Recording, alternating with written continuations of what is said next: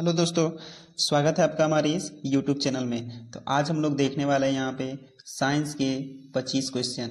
जी हाँ दोस्तों, साइंस के हम लोग 25 क्वेश्चन जो कि हमारा PYQ, जी हाँ दोस्तों, प्रीवियस ईयर यहाँ पे क्वेश्चन हम लोग देखने वाले हैं। तो प्रीवियस ईयर हम लोग कौन सा क्वेश्चन देखने वाले हैं? तो साइंस के, जी हाँ, साइंस के जो ग्रुप डी में पिछले वर्ष जो ग्रुप डी में पूछे गए थे उन क्वेश्चनों को हम लोग देखेंगे। तो हम लोग यहाँ पे टोटल 25 क्वेश्चन जो है वो सभी को सॉल्व करेंगे। तो आज हम लोग यहाँ पे 17 सितंबर शिफ्ट 3, जी हाँ दोस्तों, शिफ्ट 3 का जो है वो टोटल 25 क्वेश्चनों को यहाँ पे देखने वाले हैं। तो चलिए स्टार्ट करते हैं, ज़्यादा नहीं बात करेंगे। और आने वाले एग्जाम के लिए हम लोग दोस्तों यहाँ पे इसका जो है वो प्रीवियस ईयर क्वेश्चनों को कर रहे हैं, क्योंकि आने वाला जो ALP का एग्जाम है या जो भी आपका रेलवे में साइंस पूछे जाएंगे, क्योंकि पिछला बार का जो 2022 का, जी हाँ दोस्तों, 2022 का जो पेपर था ग्रुप डी का, वो अच्छा क्वेश्चन पूछा गया था। तो वहाँ से जो है वो हमारा बहुत अच्छा प्रैक्टिस हो जाएगा अगर हम लोग वहाँ से सभी शिफ्ट के क्वेश्चनों को यहाँ पे प्रैक्टिस करते हैं। तो आने वाले दिनों में जो 20 से 25 दिन आपका बचा हुआ है दोस्तों ALP के एग्जाम के लिए, अगर आप ये सीरीज को फॉलो करते हैं तो आपका 20 सेट से ऊपर जो है वो हम लोग यहाँ पे सॉल्व करने वाले हैं। तो आपके लिए काफ़ी हेल्पफुल होने वाला है, आप जरूर देखें एक बार वीडियो को। तो चलिए हम लोग सबसे पहला क्वेश्चन यहाँ पे देखते हैं। तो सबसे पहला क्वेश्चन है, 30 ओम प्रतिरोध का एक विद्युत लैंप तथा 6 ओम प्रतिरोध का एक चालक 6 वोल्ट की बैटरी से श्रेणी क्रम में जुड़े हैं। तो परिपथ का कुल प्रतिरोध जो है वो यहाँ पे पूछा गया है। तो दोस्तों देखिए यहाँ पे 36 ओम, जी हाँ, 30 प्रतिरोध का एक विद्युत लैंप तथा 6 प्रतिरोध का एक चालक। तो यहाँ पे जो इसका सही आंसर है वो तो आपका 36 हो जाएगा। लेकिन यहाँ पे देख सकते हैं श्रृंखला में प्रतिरोधों के लिए जो होता है हमारा फॉर्मूला जो होता है वो RS बराबर R1 plus R2 plus dot dot dot RN। जी हाँ दोस्तों, ये हमारा यहाँ पे फॉर्मूला होता है। तो देख सकते हैं यहाँ पे R1 कितना है, R1 हमारा 30 हो जाएगा, 30 ओम। R2 कितना है, तो R2 हो जाएगा आपका 6 ओम। ये हो गया। अब हम लोग यहाँ पे दोनों को जोड़ के यहाँ पे 30 प्लस 6 दोनों का अगर हम लोग जोड़ देते हैं तो 36 जो है वो यहाँ पे हमारा आंसर, सही आंसर हो जाएगा। तो ऑप्शन नंबर 20 क्वेश्चन का सही आंसर हो जाएगा। नेक्स्ट क्वेश्चन है क्वेश्चन नंबर 2। तो क्वेश्चन नंबर 2 है, लाल गोभी एक प्राकृतिक संसूचक है जो अम्ल या क्षार के साथ मिश्रित होने पर अलग रंग देता है। जब इसे क्षारीय विलयन में मिलाया जाता है तो उस रंग परिवर्तन को पहचाने। तो इसका जो सही आंसर है वो आपका नीला हरा, ऑप्शन नंबर डी इसका सही आंसर हो जाएगा। उसके बाद नेक्स्ट है क्वेश्चन नंबर 3। क्वेश्चन नंबर 3 है, मत्स्य किसके कारण होते हैं? तो मत्स्य जो है वो आपका विषाणु के कारण होते हैं, ऑप्शन नंबर सी, मत्स्य जो है वो विषाणु के कारण होता है। नेक्स्ट है हमारा क्वेश्चन नंबर 4, जो कि आपका न्यूमेरिकल से फिर से क्वेश्चन पूछा गया था। तो एक विद्युत परिपथ में 3 लैंप ABC समानांतर में क्रमशः 10 ओम, 20 ओम और 30 ओम प्रतिरोध लगे हैं और लैंप के सिरों पर 60 वोल्ट की बैटरी लगाई गई है। परिपथ में कुल शक्ति अपव्यय ज्ञात करें। यहाँ पे कुल शक्ति अपव्यय पूछा गया है आपसे।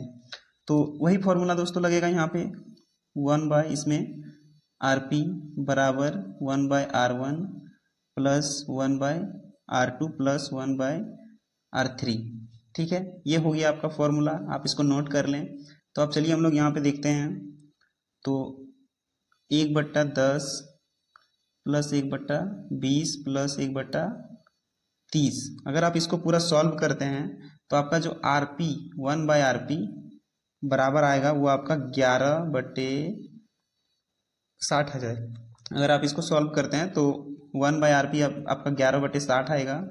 तो 1 बाय RP अगर 11/60 है तो RP बराबर आपका आ जाएगा 60/11। ठीक है, अब यहाँ पे दोस्तों देख सकते हैं शक्ति यहाँ पे पूछा गया है, पावर। तो यहाँ पे इसका जो हो जाएगा आपका P बराबर V²/R, ये आपका फॉर्मूला यहाँ पे हो जाएगा RP। जी हाँ, तो अब हम लोग यहाँ पे देख सकते हैं। तो आप बोलिएगा V, तो V आपका तो दिया हुआ है, V आपका दिया हुआ है 60 वोल्ट। तो इस फॉर्मूले में अगर अब हम लोग बिठाते हैं तो 60 × 60 डिवाइड बाय 60/11, तो ये ऊपर में चल जाएगा 11। तो यहाँ पे आपका जो है दोस्तों, इसको अगर आप सॉल्व करेंगे तो 660 वाट आपका सही आंसर होगा। तो ऑप्शन नंबर डी इसका राइट आंसर हो जाएगा। नेक्स्ट क्वेश्चन है क्वेश्चन नंबर 5। तो क्वेश्चन नंबर 5 है, सजातीय श्रेणी के दो क्रमागत सदस्यों के आणविक द्रव्यमान में क्या अंतर है। तो सजातीय श्रेणी के दो क्रमागत सदस्यों के आणविक द्रव्यमान में क्या अंतर है, ये आपसे पूछा गया है। तो इसका जो सही आंसर हो जाएगा वो आपका ऑप्शन नंबर डी 14 जो है वो इसका सही आंसर हो जाएगा।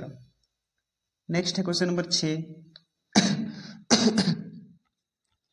तो क्वेश्चन नंबर 6 है, कार्बोहाइड्रेट, प्रोटीन और वसा के पूर्ण पाचन का स्थान है। तो कार्बोहाइड्रेट, प्रोटीन और वसा हमारे शरीर में पूर्ण पाचन, जी हाँ दोस्तों, कंप्लीट जो डाइजेस्ट है वो कहाँ पे होता है, ये आपसे पूछा गया है। तो पूर्ण पाचन जो है दोस्तों वो छोटी आंत में, स्मॉल आइंस्टाइन, जी हाँ दोस्तों, स्मॉल आइंस्टाइन मतलब छोटी आंत में हमारा पूर्ण डाइजेस्ट जो है वो कंप्लीट डाइजेशन होता है। नेक्स्ट है हमारा क्वेश्चन नंबर 7। एक वस्तु 18 सेंटीमीटर फोकस दूरी वाले अवतल दर्पण के सामने 12 सेंटीमीटर दूरी पर रखी है। तो दर्पण द्वारा निर्मित आवर्धन आपसे पूछा गया है। तो यहाँ पे देख सकते हैं आपसे आवर्धन पूछा गया है कि दर्पण द्वारा जो निर्मित आवर्धन होगा। तो F बराबर फोकस दूरी जो आपका दिया है वो 18, उसके बाद आपका U बराबर दिया है 12 सेंटीमीटर, ये आपका दिया हुआ है। अब यहाँ पे आपका दर्पण सूत्र क्या होता है, इसमें आपको यहाँ पे सबसे पहले देखना है। दर्पण सूत्र जो आपका होता है 1/f बराबर 1/u प्लस 1/v। तो इसमें अगर आप इसको बैठाते हैं दोस्तों तो आपका यहाँ पे 1/-18 बराबर 1/-12 प्लस 1/v। ये आप इसको अगर आप सॉल्व करेंगे तो आपका जो v बराबर आएगा वो आपका 36 सेंटीमीटर आएगा। ठीक है, उसके बाद आपका आवर्धन में आपको यहाँ पे जो है वो यहाँ पे आपके रख देना है। तो आवर्धन हो जाएगा आपका m बराबर -v/u। तो u का मान तो आपको पता है और v का मान 36 निकल गया है। तो यहाँ पे आप जैसे ही इसको सेट करेंगे, v का मान और u का मान यहाँ पे अगर रखेंगे तो आपका जो आवर्धन है वो निकल के यहाँ पे आ जाएगा। तो इसका सही आंसर हो जाएगा +3, ऑप्शन नंबर बी। नेक्स्ट है आपका क्वेश्चन नंबर 8। दी गई प्रतिक्रिया में निम्नलिखित में से कौन सा पदार्थ ऑक्सीकृत हो रहा है। तो यहाँ पे एक केमिकल रिएक्शन दिया हुआ है, इसमें आपको बताना है कि कौन सा पदार्थ है जो ऑक्सीकृत हो रहा है। जी हाँ दोस्तों, ऑक्सीकृत जो हो रहा है वो आपको बताना है। तो इसका सही आंसर तो हो जाएगा option number A. Next question है क्वेश्चन नंबर 9। तो क्वेश्चन नंबर 9 है, जब हम पानी से भरे एक स्विमिंग पूल के फर्श का निरीक्षण करते हैं तो हम देखते हैं कि पूल दिखाता है। तो क्या दिखाता है, जैसे पानी के भरे हुए स्विमिंग पूल के फर्श का निरीक्षण करते हैं, फर्श जो है वो हमारा पूरा साफ साफ दिखता है।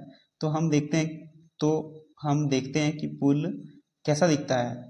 तो यहाँ पे जो इसका सही आंसर है, तो ये दिखता कैसा है, तो वास्तव में जितना गहरा है उससे कम दिखता है। जी हाँ, बहुत कम गहरा यहाँ पे दिखाई देता है। नेक्स्ट है क्वेश्चन नंबर 10। तो भारत में आपूर्ति की जाने वाली आम घरेलू बिजली निम्नलिखित में से किसके द्वारा दी जाती है। तो इसका जो सही आंसर है वो आपका 220 वोल्ट 50 हर्ट्ज, इसका सही आंसर हो जाएगा ऑप्शन नंबर डी। नेक्स्ट है क्वेश्चन नंबर 11। तो बबूल के पेड़ जैसे विभिन्न प्रकार के पेड़ों द्वारा उत्पादित गोंद क्या है। तो इसका सही आंसर हो जाएगा इन पौधों का अपशिष्ट उत्पाद, ऑप्शन नंबर डी। नेक्स्ट है हमारा क्वेश्चन नंबर 12। तो क्वेश्चन नंबर 12 है जिसमें आपसे पूछा गया है कि निम्नलिखित में से किस रासायनिक यौगिक को संगमरमर के रूप में जाना जाता है। तो संगमरमर के रूप में किस रासायनिक यौगिक को जाना जाता है जिसका, तो इसका सही आंसर है आपका यहाँ पे कैल्शियम कार्बोनेट, कैल्शियम कार्बोनेट। जी हाँ दोस्तों, इसका जो फॉर्मूला है वो CaCO3 हो जाएगा। तो इसको जो है हमारा संगमरमर के नाम से जाना जाता है, कैल्शियम कार्बोनेट को, इसको आप याद रखिएगा। नेक्स्ट क्वेश्चन है क्वेश्चन नंबर 13। बेकिंग सोडा के गर्म करने पर यौगिक X बनता है, X के पुनः क्रिस्टलीकरण से यौगिक Y बनता है। तो X और Y के यौगिक का चयन करें। तो तो इसका जो सही आंसर है वो आपका हो जाएगा सोडियम कार्बोनेट और वॉशिंग सोडा। सॉरी दोस्तों, सोडियम कार्बोनेट और वॉशिंग सोडा यहाँ पे है ऑप्शन नंबर ए में, तो ऑप्शन नंबर ए इसका सही आंसर हो जाएगा। नेक्स्ट है क्वेश्चन नंबर 14, फर्न के पौधे में बीजाणु कहाँ पाए जाते हैं? तो फर्न के पौधों में जो है वो बीजाणु पत्तों के नीचे पाए जाते हैं। नेक्स्ट है क्वेश्चन नंबर 15, चुंबकीय क्षेत्र रेखाएं कभी भी परस्पर प्रतिच्छेद नहीं करती हैं। इस तथ्य का तात्पर्य है कि चुंबकीय क्षेत्र में सदैव क्या होता है? तो इसका जो सही आंसर है वो आपका निर्वात में किसी भी बिंदु पर, जी हाँ, एक अद्वितीय मान, ऑप्शन नंबर डी इसका सही आंसर हो जाएगा। नेक्स्ट है क्वेश्चन नंबर 16, दी गई प्रतिक्रिया के लिए संतुलित रासायनिक समीकरण का चयन करें। तो मैग्नीशियम जो कि आपका सॉलिड हो जाएगा, oxygen gas, magnesium plus oxygen, magnesium oxide. तो ये आपका देख सकते हैं यहाँ पे किसमें है, इन चारों ऑप्शनों में। तो यहाँ पे आप देख सकते हैं 2, जी हाँ, मैग्नीशियम प्लस ऑक्सीजन गैस, जी हाँ दोस्तों। तो ऑप्शन नंबर सी जो है वो आपका सॉरी ये नहीं होगा, यहाँ पे आपका सॉलिड जो है वो निर्मित होता है, तो ये आपका सही आंसर हो जाएगा option number B. Next question है क्वेश्चन नंबर 17। तो क्वेश्चन नंबर 17 है, मेंडलीव की आवर्त सारणी के बारे में निम्नलिखित कौन सा कथन सही नहीं है? यहाँ पे सही नहीं है वो आपसे पूछा गया है, तो चलिए हम लोग यहाँ पे देखते हैं। तो मेंडलीव की आवर्त सारणी में हाइड्रोजन को एक निश्चित स्थान दिया गया, ये गलत है। हाइड्रोजन को कोई निश्चित स्थान नहीं दिया गया था मेंडलीव की आवर्त सारणी में। बाद बाकी यहाँ पे देख सकते हैं ऑप्शन ए, उस समय नोबेल गैसों की खोज नहीं हुई थी, ये भी सही है। और क्षार धातुओं की तरह हाइड्रोजन समान सूत्रों वाले यौगिक बनाने के लिए हैलोजन, ऑक्सीजन और सल्फर के साथ प्रतिक्रिया करता है। और मेंडलीव की आवर्त सारणी में समस्थानिकों को कोई विशिष्ट स्थान नहीं दिया गया था। ए बी सी तो आपका सत्य है, बट इस क्वेश्चन में पूछा गया था कि कौन सा सही नहीं है, तो ऑप्शन नंबर डी इसका सही आंसर हो जाएगा। नेक्स्ट है क्वेश्चन नंबर 18, तो निम्नलिखित तत्वों में से अर्ध धातुओं की सही जोड़ी का चयन करें। तो अर्ध धातुओं का सही जोड़ा यहाँ पे कौन सा हो जाएगा? तो इसका जो सही आंसर है क्वेश्चन नंबर 18 का, तो क्वेश्चन नंबर 18 सिलिकॉन और जर्मेनियम, ऑप्शन नंबर सी।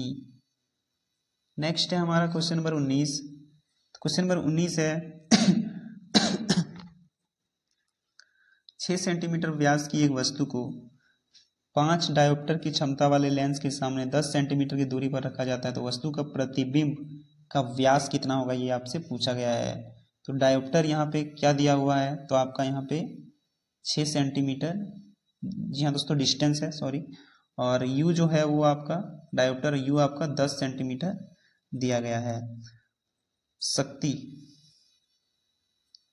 ये जो है वो आपका यहाँ पे +5 डायोप्टर दिया हुआ है, ठीक है। तो लेंस की शक्ति जो होती है दोस्तों वो एफ पी बराबर, मतलब पावर बराबर 1/f होता है, तो ये आप याद रखिए। उसके बाद आपका हम बता दें कि इस फॉर्मूले में अगर आप इसको सेट करते हैं f बराबर 1/p में, जी हाँ, आपका f बराबर 1/p में अगर इसको सेट करते हैं तो आपका 20 सेंटीमीटर जो है वो निकल के आ जाएगा। तो इस तरह से दर्पण सूत्र में फिर हमको सेट करना है, तो दर्पण सूत्र आपको पता है 1/f बराबर 1/v माइनस 1/u। तो इसमें अगर आप जैसे ही मान रखते हैं तो आपका जो है वो v बराबर निकल जाएगा 20 सेंटीमीटर, ठीक है। उसके बाद आपको लेंस का आवर्धन निकालना है, तो लेंस का आवर्धन होता है d1 du, ठीक है। तो इसमें हम लोग v/u, तो -20 और -10 दो जो है वो आपका यहाँ पे हो जाएगा। लेकिन यहाँ से पूछा गया है कि वस्तु के प्रतिबिंब का व्यास क्या होगा, तो d1 बराबर 6 × 2 12 सेंटीमीटर आपका यहाँ पे निकल के आ जाएगा, ऑप्शन नंबर ए। ये थोड़ा लॉन्ग क्वेश्चन था न्यूमेरिकल का, तो इसको इसीलिए थोड़ा सा दिक्कत हुआ है, बट आप इस फॉर्मूले से अगर आप इतना प्रोसेस करते हैं तो आपका आंसर जो है वो आ जाएगा। तो नेक्स्ट उसके बाद है क्वेश्चन नंबर 20। क्वेश्चन नंबर 20 में यदि गोलीय दर्पण से किसी बिंब का आवर्धन -1.38 है तो प्रतिबिंब क्या होगा? तो इसका जो सही आंसर है वो वास्तविक, उल्टा और बड़ा हो जाएगा, ऑप्शन नंबर सी। नेक्स्ट है क्वेश्चन नंबर 21। तो क्वेश्चन नंबर 21 है, राम 50 वाट और 220 वोल्ट की रेटिंग वाला एक बल्ब खरीदा है। जब वह इस बल्ब को 220 वोल्ट की सप्लाई से जोड़ता है तो इसका प्रतिरोध क्या होगा। तो P आपका दिया हुआ है 50 वाट, V आपका दिया हुआ है 220 वोल्ट। तो P बराबर हमारा जो होता है वो हो जाएगा V²/R। तो यहाँ पे इस फॉर्मूले में तो R बराबर क्या हो जाएगा, R बराबर V²/P। तो R बराबर V²/P। इसमें अगर हम लोग रखते हैं तो R बराबर हमारा 220²/50। तो इसको अगर सॉल्व करेंगे तो हमारा 968 ओम जो है वो सही आंसर आ जाएगा, ऑप्शन नंबर बी। तो इसका राइट आंसर हो जाएगा ऑप्शन नंबर बी। इसके बाद नेक्स्ट है क्वेश्चन नंबर 22। तो निम्नलिखित में से किसका उपयोग भोजन में स्टार्च की उपस्थिति का पता लगाने के लिए किया जाता है। तो स्टार्च की उपस्थिति पता लगाने के लिए यहाँ पे आयोडीन घोल का उपयोग किया जाता है, ऑप्शन नंबर ए। नेक्स्ट है क्वेश्चन नंबर 23। तो निम्नलिखित में से किस जानवर के शरीर का तापमान वातावरण के तापमान पर निर्भर नहीं करता है। तो इसका सही आंसर हो जाएगा पक्षी और स्तनधारी का। नेक्स्ट है क्वेश्चन नंबर 24। तो डैश कार्बोहाइड्रेट, प्रोटीन और वसा के पूर्ण पाचन का स्थल है। तो इसका सही आंसर आपका छोटी आंत हो जाएगा, ऑप्शन नंबर ए। नेक्स्ट है क्वेश्चन नंबर 25। तो नाभिक एक नाभिक की झिल्ली द्वारा डैश से अलग होता है। तो नाभिक जो है वो नाभिक की झिल्ली द्वारा कोशिका द्रव्य से अलग होता है। तो ये था लास्ट क्वेश्चन 25वां नंबर का। तो ये आज हम लोग यहाँ पे एक सेट, जी हाँ दोस्तों, ग्रुप डी का जो कि हम यहाँ पे कर रहे थे वो कंप्लीट हो रहा है। तो कैसा लगा वीडियो दोस्तों बताइएगा, अच्छा लगा तो लाइक करें और ज़्यादा से ज़्यादा शेयर करें वीडियो को। इसी तरह से हम लोग यहाँ पे मैक्सिमम शिफ्ट जो है वो सॉल्व करने का कोशिश करेंगे। आपको बता दें कि ये ग्रुप डी का यहाँ पे सॉल्व कर रहे हैं, क्योंकि ग्रुप डी में बहुत ही अच्छे क्वेश्चन पूछे गए थे प्रीवियस ईयर में, इसीलिए उनको हम लोग यहाँ पे ALP के लिए सॉल्व कर रहे हैं, ताकि आपका अच्छे से अच्छा जो है वो प्रैक्टिस हो सके। तो मिलते हैं नेक्स्ट वीडियो में नेक्स्ट शिफ्ट के साथ, तब तक के लिए धन्यवाद।